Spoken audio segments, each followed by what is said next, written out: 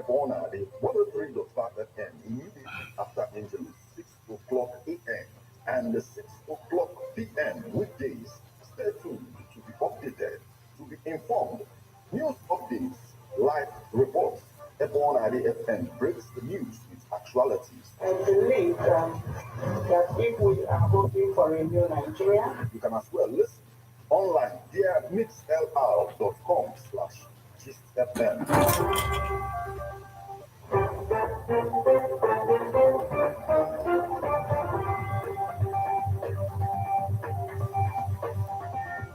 Good evening and welcome to Ebona, the 103.5 FM news update. Today, Wednesday, the first day of March 2023, and the time is a minute past the hour of 6. Martin Ifan Shukwekize is my name. The headlines. Ume declared winner of Anambra Central Senatorial District. PDP's Ngwu succeeds Ekweremadu as Enugu West Senator after 20 years in National Assembly. 2023 polls, Obasanjo, Abu Salami, one of rising tension. INEC declares Bola Tinubu winner of 2023 presidential election.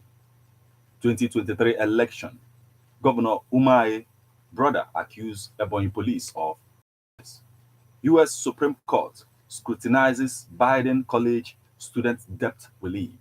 Now, details.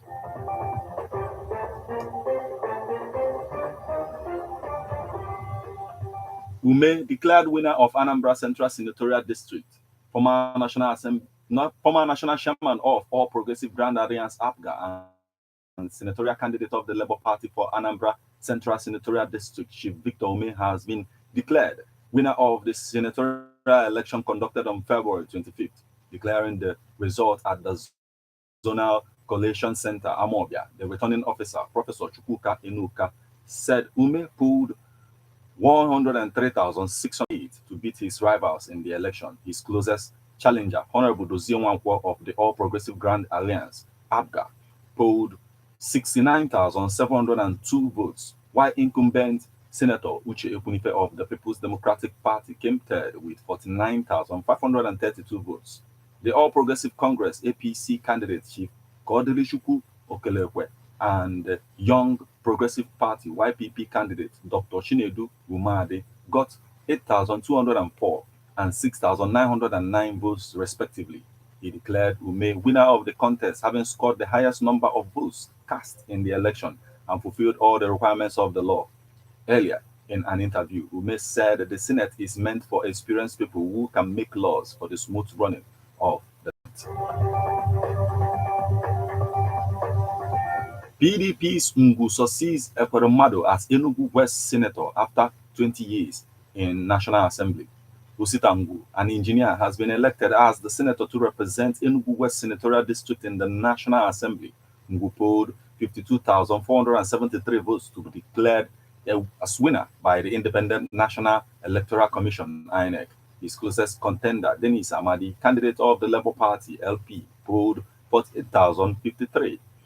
Eze Chika and Udaglu Cletus, candidates of the All Progressive Congress, APC, and the New Nigerian People's Party, NMPP, got 3,825 and 1,052 votes to come third and fourth, respectively. Ngwu will be replacing Ike Ekweremadu, the incumbent, who was first elected in 2003. Ekweremadu held the office of Deputy Senate President 3 consecutive times in the 6th, 7th, and 8th assemblies. The first 2 times were under David Mark, a former senator representing Benue South and former Senate President, and the last time under Bukara Saraki, a senator representing Kwara Central and also a former Senate President. The senator who lost a gubernatorial bid but later dumped it is currently facing an alleged organ harvesting charge in the UK. 2023 polls, Obasanjo, Abu Salami, one of rising tension. Former President Olusegun Obasanjo yesterday called on the chairman of the Independent National Electoral Commission, INEC, Yakubu Mahmoud, to declare void and inadmissible for election declaration, election results in polling units where the Bermuda Voters Accreditation System, BVAS, malfunctioned. Obasanjo, in a letter issued yesterday in Abeokuta, the Ogun State capital, specifically called on the President Muhammadu Buhari to avert what he termed as the looming danger by ordering cancellation of election results in all elections that do not pass the credibility and transparency test.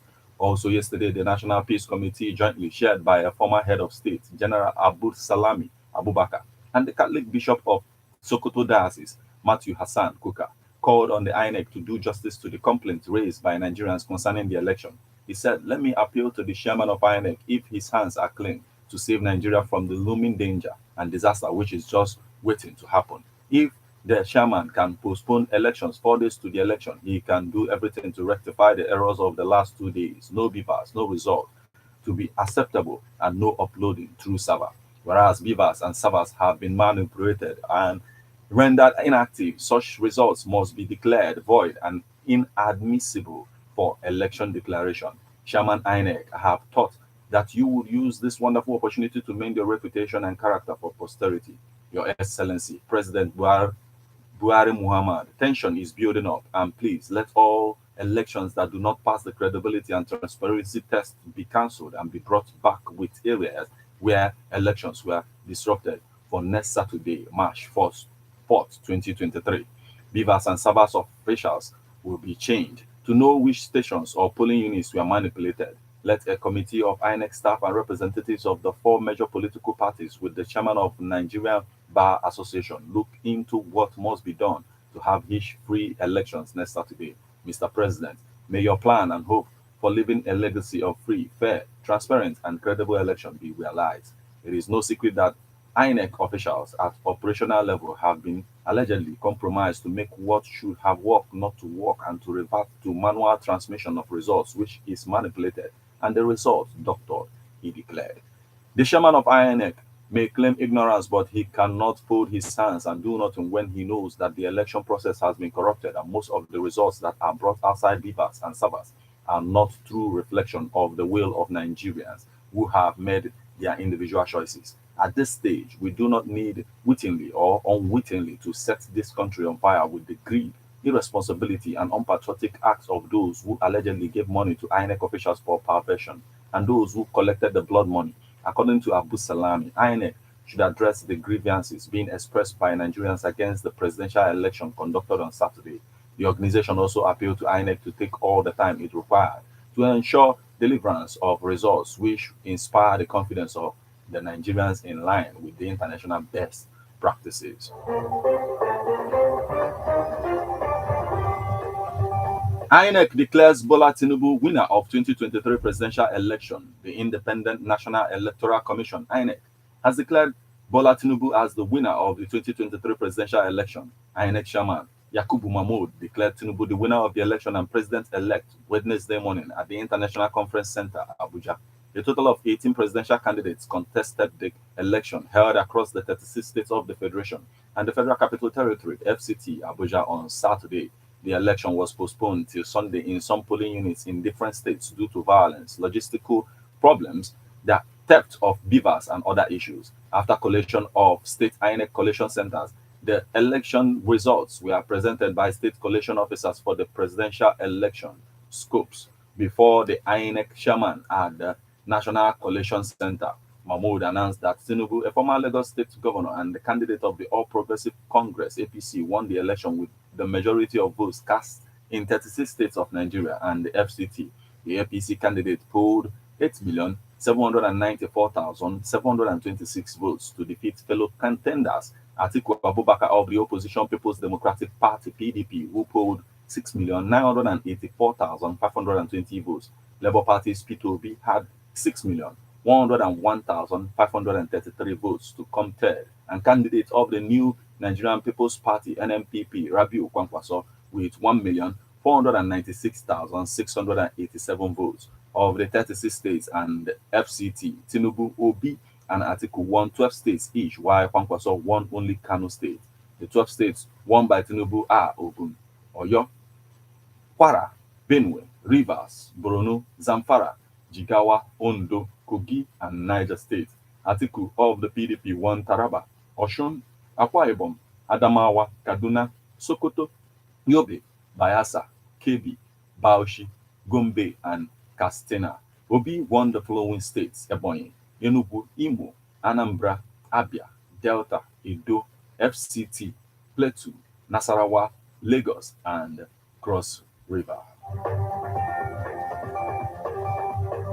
2023 election, Governor Umahi brother accused Ebonyi police of compromise. Ebonyi State Governor David Umahi and his younger brother Austin Umahi, who is the campaign director general of the All Progressive Congress APC, have accused the Nigerian police and other security agencies of compromise in the just concluded presidential and national assembly elections. Umahi and his brother Austin also cautioned political leaders, especially the Ebonyi South senatorial candidate of the Labour Party, Mr.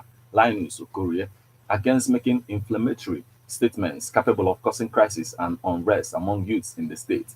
The brothers made this known while briefing newsmen in Abakaliki at separate venues at Governor's Lodge, Oshudo Centenary City, and the APC campaign office. Governor Mai said that some security officers allegedly connived with desperate politicians to intimidate and harass teaming supporters of the APC, especially in Onisha, local government area during the last general elections in the state. He said, "Let me appeal to the political leaders and candidates to stop making inciting statements, to stop inciting the people and important talks, to start demonstration." He said further, "Every political leader should exercise some restraints because if you light a fire, you wouldn't know how far the fire will go. There is always a provision in the Electoral Act which states that the results will be reviewed by the INEC. The security agencies and the court are also there. There are a lot of legitimate means to lay our complaints rather than inciting our people to begin demonstrations which may lead them into killings and chaos." Umar also tasked security agencies in Ebonyi to play the highest sense of neutrality in partisan politics, especially as the state waits for the 11th March polls. However, the governor also condemned the murder of the chairman of the Iza Traditional Rulers Council, Eze Ibuke Ewa, by suspected hoodlums in the state. He directed security agencies in the state to move into Iza North, noting that the monarch was reportedly shot dead for not supporting a particular political party by suspected political thugs. And now we move over to the foreign scene. US Supreme Court scrutinizes Biden college student debt relief. The fate of President Joe Biden's plan to conceal $430 billion in student debt for some 40 million borrowers is placed in the hands of the US Supreme Court on Tuesday in a case that presents another major test of executive branch authority.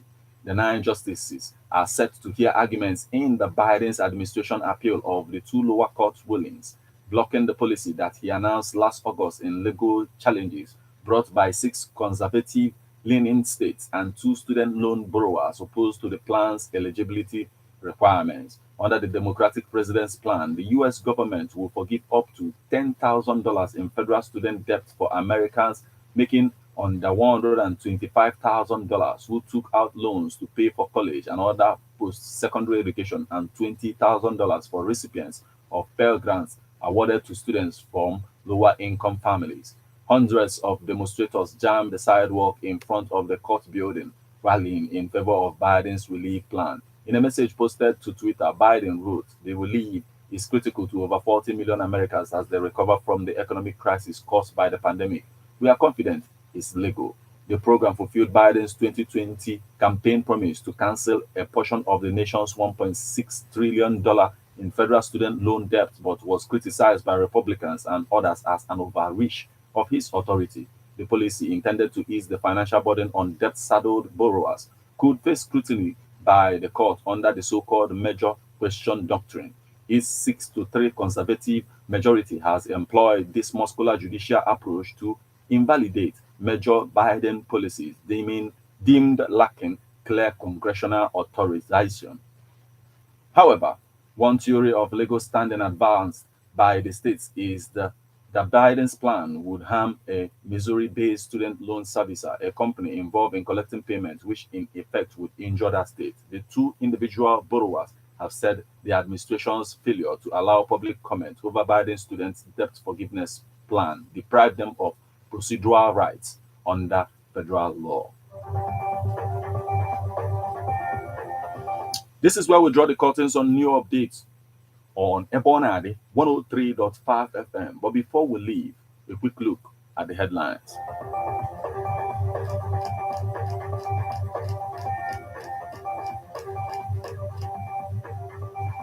Ume declared winner of Anambra Central Senatorial District. PDP's Ngwu succeeds Ekweremadu as Enugu West Senator after 20 years in National Assembly. 2023 polls, Obasanjo Abu Salami, one of rising tension. INEC declares Bola Tinubu winner of 2023 presidential election. 2023 election, Governor Umahi, brother, accused Ebonyi police of compromise. US Supreme Court scrutinizes Biden college student debt relief.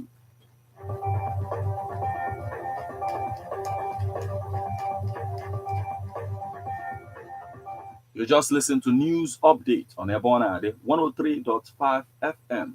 News produced and read by Martin Ifeanyi Ekeze. Thank you for listening. Once again, good evening.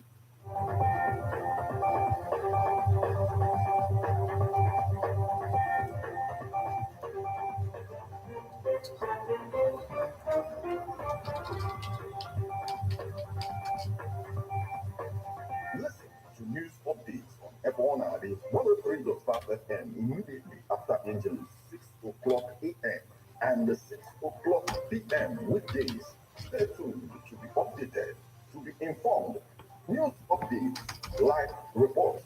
Ebonade FM breaks the news with actualities. I believe that people are hoping for a new Nigeria. You can as well listen online via Mix LR.